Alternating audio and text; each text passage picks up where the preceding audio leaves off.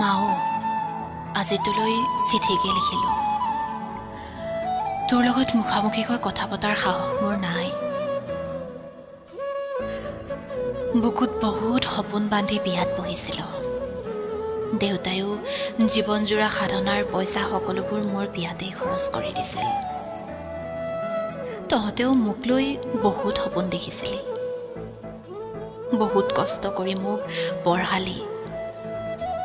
ময়ো পঢ়াত বৰ এটা বেয়া নাছিলোঁ। নাটক কৰি, অভিনয় কৰি, মডেলিং কৰি বৰ ভাল পাইছিলোঁ। মই ইমান সোনকালে বিয়া হ'ব নালাগিছিলোঁ মা। বিয়া হৈ জীৱনটো গোটেই উলট পালট হৈ থাকিল। মানুহ চিনি পোৱাটো যে বৰ কঠিন। মানুহৰ দেখুওৱা মুখ এখন, ভিতৰত এখন। মোৰ লগত যে এনেকুৱা হ'ব মই কাহানিও ভবা নাছিলোঁ।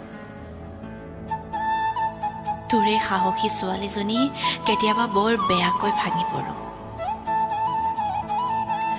মোৰ ভিতৰত একুৰা জুই জ্বলি আছে মা। তোক সকলো ক'বলৈ মন যায়, কিন্তু মই নোৱাৰোঁ। মই জানো মই পোৱা দুখ কষ্টবোৰ শুনিলে তহঁত ভাঙি পৰিবি। তহঁতে যে মোক বৰ আলফুলে ডাঙৰ কৰিছিলি অ' মা।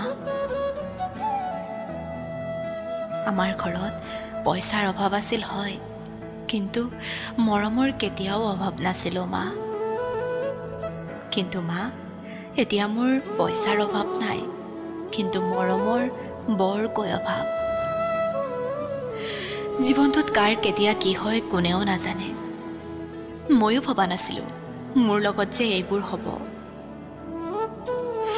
বহুত সপোন আছিল, চাকৰি এটা কৰিম, তহঁতক চাম, এখন সুখৰ সংসাৰ হ'ব মোৰ।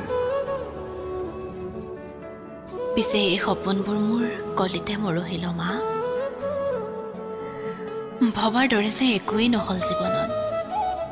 সকলো মিছা, সকলো মুখা পিন্ধা।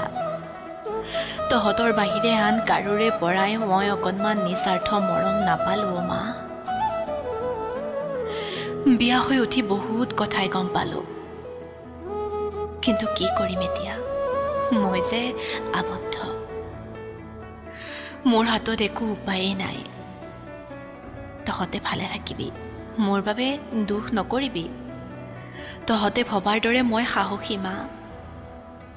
কিন্তু কোনোবা সময়ত নিজৰ মানুহবোৰে দিয়া আঘাতবোৰৰ বাবে ভাঙি পৰোঁ আৰু নোৱাৰা হৈ যাওঁ। নতুন জীৱনটোৰ আৰম্ভণি কৰিছিলোঁহে, কিন্তু চাচোন নভবা নিচিন্তাকৈ এইবোৰ কি হৈ গ'ল। দে হ'ব দে, এতিয়ালৈ এৰিছোঁ, পিছত আকৌ লিখিম। আচলতে এইখন এখন কাল্পনিক চিঠি। পংখী সন্দিকৈৰ আত্মাৰ চিৰশান্তি কামনা কৰিলোঁ, লগতে তেখেতে যাতে ন্যায় পায় তাৰ বাবেও কামনা কৰিছোঁ।